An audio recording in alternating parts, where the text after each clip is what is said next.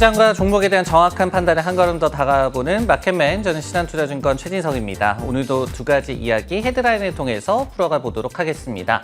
첫 번째는 어떤 내용일까요? 연착륙이냐, 연초 희망을 보인 유럽 경제라는 주제로 한번 이야기 풀어가 보도록 하겠습니다. 이날 S&P 글로벌에서 지표를 발표를 했는데요. 유로존의 1월 제조업 PMI가 48.8을 기록을 하면서 석 달째 개선세를 이어갔습니다. 물론 경기 확장을 의미하는 50이라는 기준선은 여전히 하회를 했지만요. 예상치를 상회하는 굉장히 긍정적인 결과라고 해석들이 지금 나오고 있는 상황입니다. 여기에 더해서 서비스업 PMI 같은 경우에는 50.7을 기록을 했어요. 그러면서 어떻게 본다면 좀 서프라이즈적으로 확장세에 재진입했다라고 이번에 지표가 나왔고요. 그러므로 인해서 유로존의 종합 PMI 50.2로 예상치 49.8을 상회를 했습니다. 특히 이제 유로존 경기 같은 경우에는 작년 6월 이후에 7개월 만에 처음으로 확장세에 진입을 했다. 종합 PMI가 50을 상회를 했다라고 저희가 볼 수가 있겠습니다. 그러면서 침체가 굉장히 얕게 있다가 금방 가실 것이다. 그리고 또 경기가 연착륙할 수 있을 것이다라는 기대감을 고조시키는 지표가 또 나왔습니다. 다만 이제 이번 지표와 관련해서도 아직까지 경계감이 완전히 가신 것은 아니었는데요. S&P 글로벌 이 지표를 공개한 그 기관에서도 이렇게 얘기를 했습니다. 아직까지 위기를 완전히 벗어나지는 못했다라고 표현을 했고요.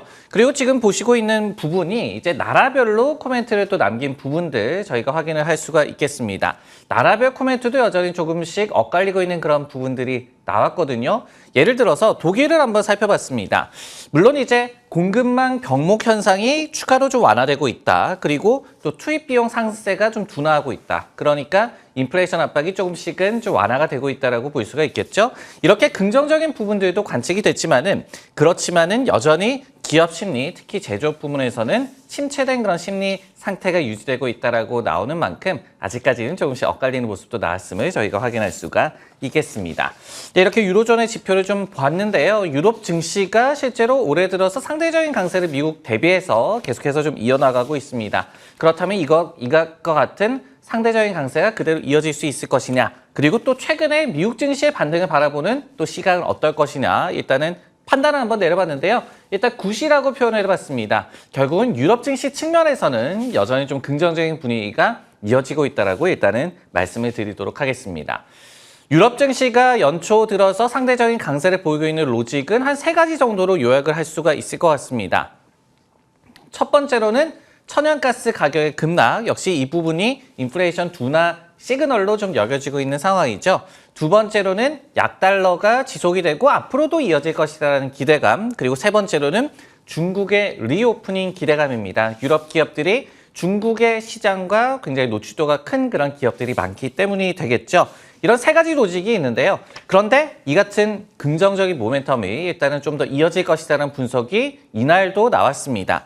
번스타인이라는 기관에서 이렇게 얘기를 했습니다. 유럽 증시가 다소간의 업사이드, moderate 업사이드라는 그런 표현을 쓰면서 아직까지 상승 여력이 남아있다라고 분석을 했는데요. 역시 이 기관에서도 세 가지의 모멘텀을 강세 요인으로 들고 있었습니다. 첫 번째는 밸류에이션이 여전히 낮다라는 그런 측면이었습니다. 뭐 그래프에서도 보시듯이 최근에 유럽, 이 범유럽 지수라고 볼 수가 있겠죠. 스톡스 600 지수의 어떤 PR, 포워드 PR이 조금은 반등하는 그런 모습을 보였지만은 여전히 13배 정도에 불과하다라고 얘기를 했습니다. 그러면서 S&P 500 지수 대비해서 밸류에이션이 25% 정도 여전히 디스카운트 돼 있다라고 얘기를 했거든요. 근데 과거에 17년간의 평균 수치를 봤더니 한 15% 정도 할인이 돼 있었다. 그러니까 역사적인 평균 대비해서도 더욱더 저평가돼 있다는 점에 주목을 했습니다.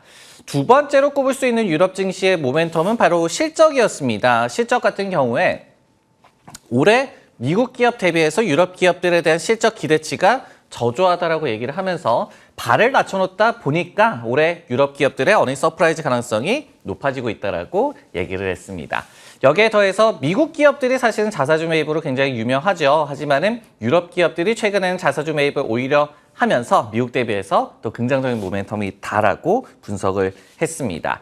자연히 이렇게 유럽 증시가 상대적으로 강세를 유지를 하다 보니까 최근에 미국 증시의 반등은 그러면 어떻게 봐야 될까라고 좀 궁금해하시는 분들이 많을 것 같은데요.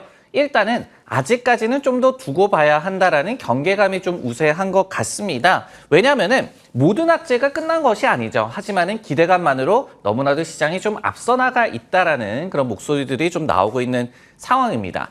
하나의 좀 예를 들어 드릴게요. 실적 모멘텀에 대해서 좀 말씀을 드리겠는데 지금 이제 4분기에 미국 S&P 500 기업들의 어닝 시즌이 한창이죠. 근데 순이익 마진을 보니까 11.4%로 전년 대비해서 약 한 1%포인트 정도 하락을 해 있는 그런 상황입니다. 기업들의 수익성 하락은 좀 피할 수 없는 현실이다라고 보여지는 그런 대목이고요.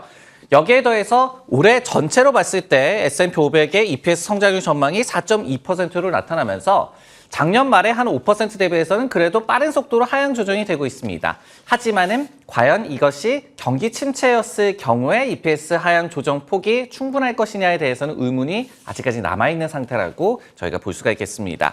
여기에 한 가지 더해서 골드만삭스 측에서는 이번 주 월요일에 작년 6월 이후에 기술주에 대해서 최대 쇼커버링이 나왔다라고 또 얘기를 했거든요. 이런 측면들이 결국은 이번 반등 역시도 수요 측면의 요인도 작용을 했다. 아직까지는 좀 두고 봐야 한다는 경계론이 있다는 측면, 양방향 모두 고려를 하시면 좋을 것 같습니다. 네, 이번에는 종목과 관련한 헤드라인 넘어가 보도록 하겠습니다. 어떤 내용일까요? 아직 타이트할까? 월마트의 최저임금 인상, 미국의 고용시장과 관련한 이야기를 한번 준비를 해봤습니다. 미국의 고용시장이 저희가 빠듯하다, 이 타이트하다라고 얘기를 하는데요. 바로 수요 대비해서 공급이 빠듯하기 때문에 이런 표현을 하는 것이고 그렇기 때문에 임금을 기업들 입장에서 올릴 수밖에 없고 그러면서 인플레이션을 가속화시키고 있다. 이런 로직으로 볼 수가 있겠습니다. 근데 최근에 이 같은 로직이 좀 약화되고 있다는 그런 내용들이 많이 나오고 있죠. 근데 아직일 것이냐라는 그런 의문을 자아내는 오늘의 좀 소식이 나왔습니다. 무슨 소식이냐면요. 바로 월마트에서 최저임금을 시간당 14달러로 기존 대비해서 약 한 17% 정도 인상을 한다라고 발표를 했습니다. 그러면서 적용 대상은 전체 직원들의 21% 정도라고 밝혔고요. 3월 초부터 적용이 될 전망인데요. 월마트 점포 직원들 같은 경우에는 이제는 시간당 14달러에서 19달러를 지급받게 됩니다. 그러면서 기존의 12에서 18달러, 그리고 평균적으로 보더라도 17.5달러의 시간당 임금을 받으면서 기존의 17달러 대비해서 인상될 것으로 전망이 되고 있습니다. 근데 저희가 월마트 임금 인상이 굉장히 흥미로운 시점에 나왔다라고 볼 수가 있겠죠. 왜냐면은 메이시스 같은 백화점도 그렇고요. 그리고 룰루레몬 같은 패션 브랜드도 그렇고요. 이렇게 소비 관련 기업들이 계속해서 경계감을 드러내면서 앞으로 사업이 좋지 않을 것이다라고 경고를 하고 있는 와중에 월마트의 임금 인상이 나왔기 때문입니다. 여기에 더해서 구글이라든지 아마존 그리고 골드만삭스 등의 IT 대기업 그리고 금융기관들의 감원도 잇따르고 있는 그런 상황이죠. 그러다 보니까 이런 상황에서 어떻게 유통 섹터에서는 이렇게 임금 인상이 나올 수가 있을 것이냐. 여기서 볼 수 있듯이 여전히 근로자를 구하기가 힘든 상황이다. 그리고 고용시장이 여전히 아직까지는 빠듯한 상황이다. 이렇게 해석할 수 있는 뉴스라고 볼 수가 있겠습니다. 그러면은 한번 판단을 내려보도록 하겠습니다. 미국의 고용시장이 타이트한 그런 상황이 올해도 좀 이어질 것이냐. 그리고 저희가 경기와 통화정책 측면에서 어떤 측면을 좀 고려를 해야 될까? 판단을 일단 내려보면요. 쏘쏘라고 제가 표현을 한번 해봤습니다. 올해도 일단은 미국 이 고용시장의 타이트함은 좀 이어질 것이다라는 게 중론으로 보여지고요. 나쁜 점도 있겠고 또 좋은 점도 있겠다. 이렇게 또 양방향으로 고려할 사안이 있다라고 정리를 드릴 수가 있겠습니다. 일단은 올해도 미국의 타이트한 고용이 좀 지속이 될 것이다. 그리고 임금 상승세가 지속이 될 것이라는 예상이 좀 많은데요. 왜냐하면은 그동안에 어떤 좀 감원 러시 같은 경우에도 그동안 너무 많이 좀 채용을 하는 그런 감도 있겠고요. 그리고 이런 타이트한 고용 상황에 영향을 줬던 요인들이 아직까지 완전히 풀리지 않았기 때문이다라고 말씀을 드리겠습니다. 예를 들어서 지표를 또 한 가지 들고 와 봤어요. 애틀란타 연방은행에서 집계를 한 그런 지표가 되는데 작년 11월 기준으로 봤을 때 미국에서의 이직자들의 평균 임금 상승률이 7.7%였고요. 전체로 보더라도 무려 6.2%였습니다. 그러면서 25년 만에 집계를 시작한 이래로 최고의 임금 상승세를 기록을 했습니다. 그리고 올해 23개 주에서 이미 최저임금을 인상을 했다라고 하고요. 총 26개 주에서 최저임금을 또 인상할 예정이라고 합니다. 그러다 보니까 임금발 인플레이션 압박이 진정되기는 좀 힘들 것이다. 일정 수준은 유지가 될 것이다라고 저희가 예상을 해볼 수가 있을 것 같습니다. 그러면 어떤 부분들을 좀 고려를 해봐야 될 것이냐? 우선 생각할 점은 임금이 오른다고 살림살이가 그다지 나아지진 않을 것이다라는 점을 좀 감안을 해봐야 될 것 같습니다.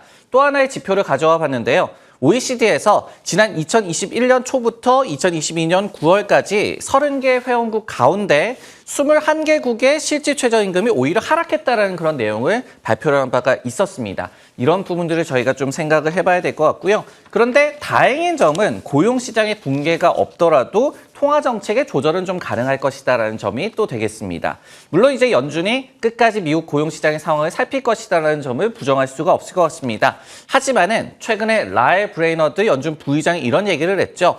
총수요가 계속해서 좀 부진을 이어간다라고 한다면은 대량 고용의 상실 없이도 인플레이션이 낮아질 수가 있을 것이다라고 또 얘기를 했거든요.